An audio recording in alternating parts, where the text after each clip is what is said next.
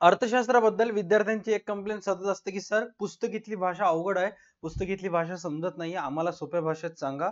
तर आजच्या क्लासमध्ये जो टॉपिक आपल्याला डिस्कस करायचा आहे तो अत्यंत सोपा टॉपिक आहे, जो की आहे उपयोगितेचे प्रकार, जे तुम्हाला बिग बुल बॅचच्या नोट्स मधून मी तुम्हाला शिकवत आहे.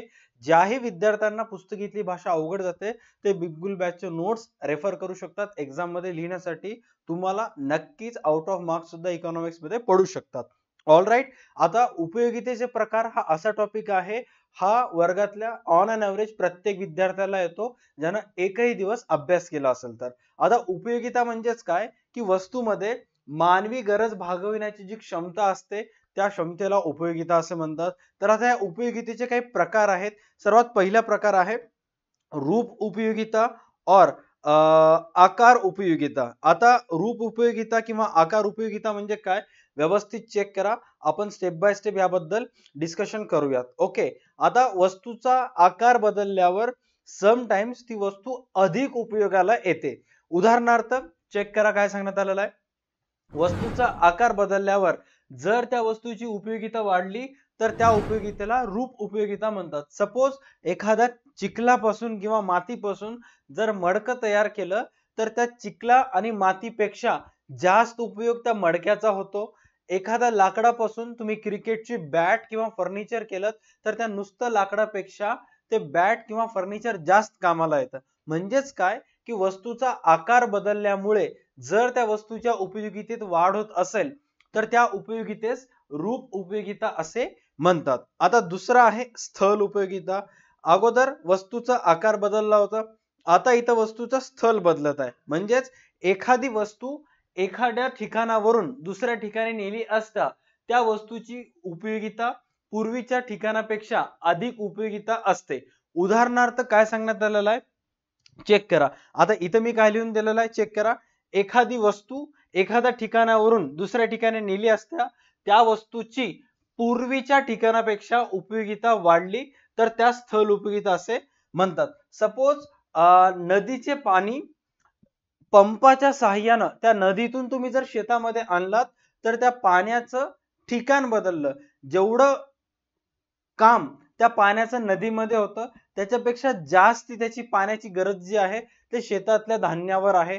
कधी कधी नदीमध्ये असणारी जी वाळू असते त्या वाळूचं उत्खनन करून तुम्ही बांधकामाच्या ठिकाणी आलात तरी सुद्धा त्याची उपयोगिता जास्त असते. समटाइम्स वस्तूचं जागा बदलल्यामुळं जर त्याची उपयोगिता वाढत असेल तर त्या स्थल उपयोगिता असे सुद्धा म्हणतात.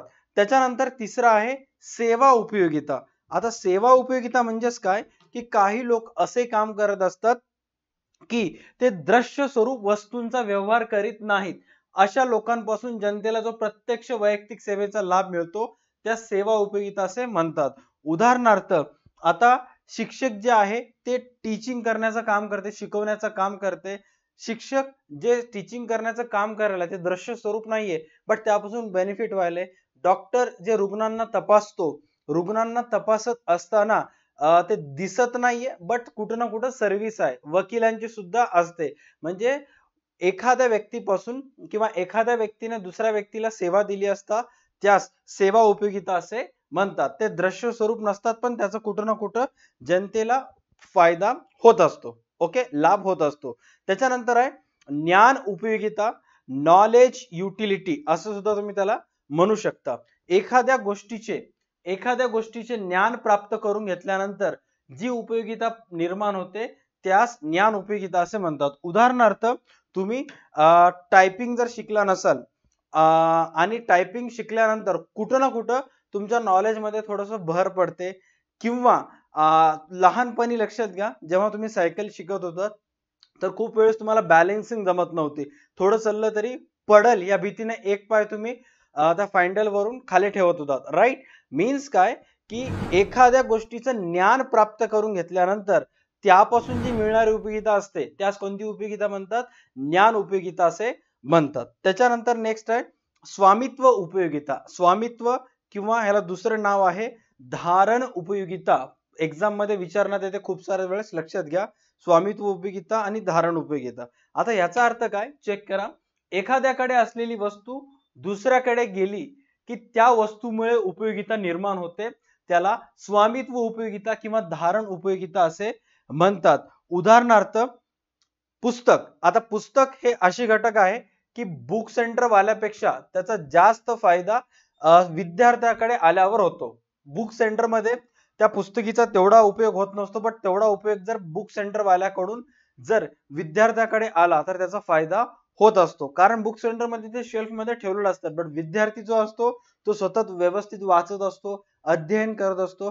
त्यामुळं स्वामित्व उपयोगिता असे म्हणतात. म्हणजे वस्तूचे मालकी हक्क एका व्यक्तीकडून दुसऱ्या व्यक्तीकडे गेला असता जर त्याच्या उपयोगितेत वाढ होत असेल तर त्यास स्वामित्व उपयोगिता असे म्हणतात. नेक्स्ट आहे काल उपयोगिता. राईट. काल उपयोगिता म्हणजेच काय की काही वस्तू अशा असतात की त्यांचा उपभोग आज घेण्यापेक्षा काही वर्षानंतर किंवा काही कालावधीनंतर जर आपण त्याचा उपभोग घेतलो तर कुठं ना कुठं त्यापासून मिळणारी उपयोगिता पूर्वीपेक्षा जास्त असते. असं म्हणतात की तांदूळ हा जो घटक आहे हा जेवढं जास्त जुना होईल तेवढं जास्त त्याची चव असते.